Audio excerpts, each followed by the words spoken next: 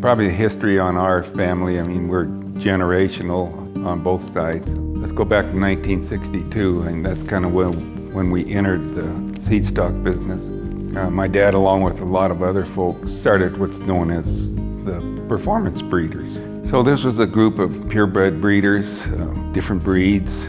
So this was a change, okay? It's pretty interesting. In the late 50s and 60s, cattle were selected on their looks.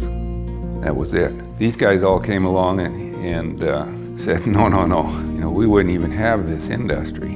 There'd be no retail beef, no packers, no feeders, no wholesalers, none of the service sectors that support all those if it wasn't for the cow. And they said, we need to start measuring traits of economic importance to the rancher.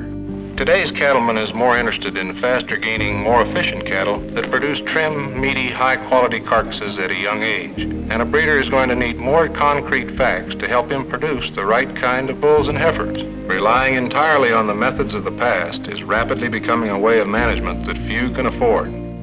So they started measuring birth weights, weaning weights, yearling weights, and it was met with tremendous resistance. It was a major shift in how you select cattle and breed cattle. We didn't even have the breed associations on our side then.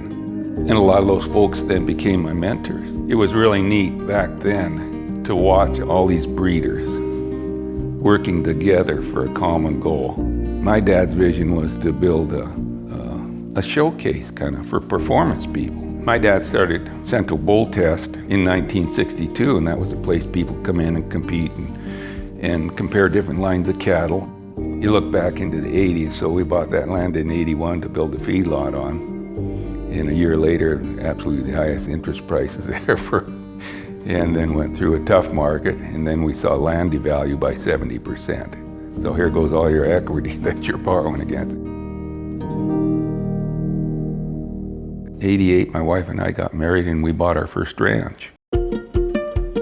Leo has always loved challenging things. If anybody knows him, he's up for a challenge.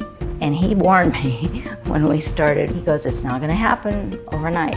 And I think my biggest fear was when we invested in all that, are we ever gonna pay for it? Because I'd never seen that much debt in my life. To me, I think what's interesting is through all this, we didn't inherit a penny. We inherited a heck of a set of values. So then as we got along in about, the early 2000s, we started studying efficiency. Feed intake, chicken and poultry had made tremendous improvements. And you wonder why those meats are so cheap at the counter. There's a reason. Cattle business is a little different, right? We'd seen worlds and worlds of data and seen it in real life, saw the results of some of the lineages being used.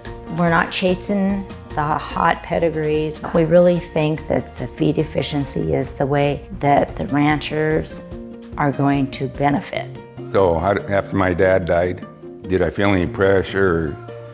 I guess I just told myself, probably the easiest model to keep this thing going and build it is not to screw up what he started.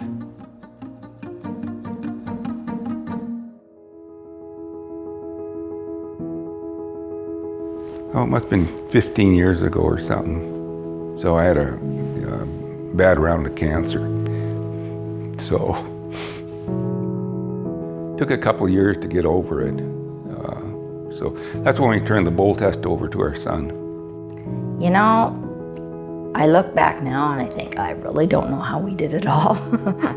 But the kids, our kids, they helped a lot.